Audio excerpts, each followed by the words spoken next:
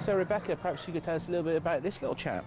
This is Will. He was subject to an investigation when he first came into us. That's all now been resolved and he's ready to be rehomed. So he's looking for his owner. So how long has he been here? He's been here since February, but he's been available for rehoming since the end of September.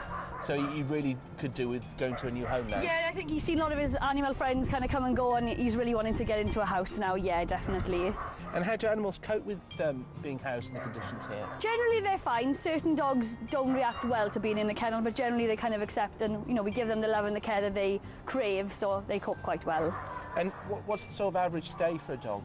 It can vary. Some breeds can kind of go as soon as they're available for rehoming. They're really popular and they'll go. Other dogs will stay months and months. We've actually got a dog at the moment that's been in the care of the RSPCA for 448 days. Wow, and why's he been with you so long? He's just come with us this week, but he's been to 3 other centres and he's just a dog that people are overlooking, unfortunately. And why is that? What sort of dogs get overlooked? It's normally the bull breeds, and that's what Jensen is. Jensen's a bull terrier cross. So it's just people's general fear of the breed? Generally people want kind of, when they're looking for a popular breed, so kind of your little show dogs and things, they like that kind of breed, and the general cross breeds, they do get a little bit overlooked, unfortunately, when they are the nicest dogs.